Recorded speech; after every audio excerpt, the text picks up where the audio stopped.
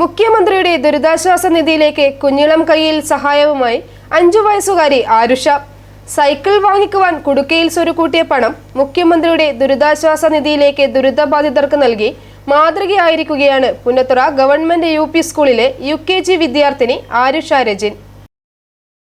വയനാട് ഉരുൾപൊട്ടൽ പ്രദേശത്തെ കുടുംബങ്ങൾക്ക് തന്നെക്കൊണ്ട് കഴിയുന്ന സഹായം നൽകുകയാണ് ഏറ്റുമാനൂർ പുന്നത്തുറ ഗവൺമെന്റ് UP സ്കൂളിലെ UKG വിദ്യാർത്ഥിനി ആരുഷ രജിൻ.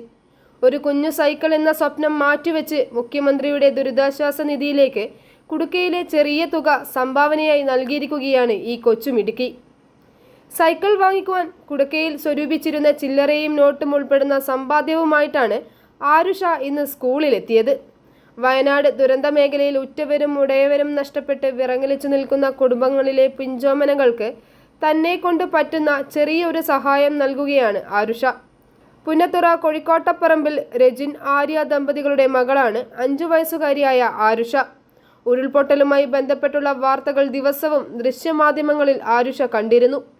മുഖ്യമന്ത്രിയുടെ ദുരിതാശ്വാസ നിധിയിലേക്കും സംഭാവന നൽകുന്ന വിവരവും ആരുഷ മാധ്യമങ്ങളിലൂടെ അറിഞ്ഞിരുന്നു. ആരുഷയാണ് വയനാടിന് കൈത്താങ്ങാകുവാൻ ദുരിതാശ്വാസ നിധിയിലേക്ക് സംഭാവന നൽകുവാൻ സ്വന്തമായി തീരുമാനമെടുത്തത്. മാതാപിതാക്കളെ വിവരം അറിയിക്കുകയും ചെയ്തു. സ്കൂളിൽ നടന്ന യോഗത്തിൽ വെച്ച് ഏറ്റുമാനൂർ നഗരസഭാ ചെയർപേഴ്സൺ ലവ്ലി ജോർജിന്റെ പക്കൽ ആരുഷ പൈസ അടങ്ങിയ കുടുക്ക നൽകി. തുടർന്ന് ചെയർപേഴ്സൺ ഹെഡ്മാസ്റ്റർ ബിജോ ജോസഫിന്റെ പക്കൽ പണം ഏൽപ്പിച്ചു. യോഗത്തിന്റെ ഉദ്ഘാടനവും ചെയർപേഴ്സൺ നിർവഹിച്ചു.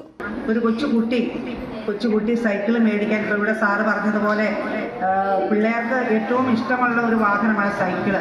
അപ്പം അത് മേടിക്കുന്നതിന് വേണ്ടിയിട്ട് ഒരു സമ്പാദ്യം കൊച്ച് സ്വരൂപിച്ച് വെച്ചു. ആ സ്വരൂപിച്ച് വെച്ചത് ഈ ദുരന്തം കണ്ടപ്പോൾ അത് കൊടുക്കാൻ കാണിച്ച കുഞ്ഞു മനസ്സിൻ്റെ നന്മ വളരെ വലുത് തന്നെയാണ്.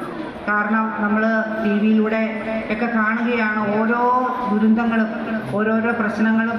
മാത്രം ജനങ്ങൾ, പട്ടാളക്കാരടക്കം, അതുപോലെ തന്നെ പ്രദേശത്തുള്ള സമീപവാസികൾ, നാട് മുഴുവനും ഒരു പ്രദേശം എന്ന് പറഞ്ഞാൽ ഒരു കേരള സംസ്ഥാനം മുഴുവനും ആ ദുഃഖത്തിലും, അതുപോലെ തന്നെ എല്ലാ രാജ്യക്കാരും ദുഃഖത്തിൽ.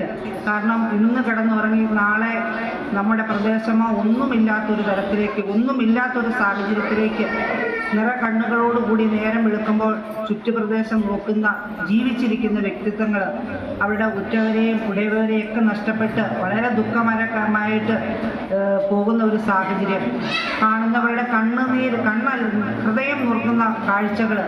ഒത്തിരി ദിവസങ്ങളായി കഷ്ടപ്പെടുന്ന ഒത്തിരി പട്ടാളക്കാർ നമ്മളിന്ന് കണ്ടു. ഒത്തിരി ആദിവാസികളായിട്ടുള്ളവരെല്ലാം അവർക്ക് വേണ്ടിയിട്ട് ചങ്ങാടം കെട്ടി ഓരോരുത്തരെ അന്വേഷിക്കാൻ പോകുന്നു. പട്ടാളക്കാർ വന്ന് അവരുടെ ദൗത്യം നിർവഹിക്കുന്നു, നാട്ടുകാർ ദൗത്യം നിർവഹിക്കുന്നു. അതുപോലെ അവർക്കൊക്കെ സുരക്ഷ ഒരുക്കുന്നതിന് വേണ്ടിയിട്ട് ജനങ്ങളും പോലീസുകാരും എല്ലാം സജ്ജമായിട്ട് നിൽക്കുന്നു.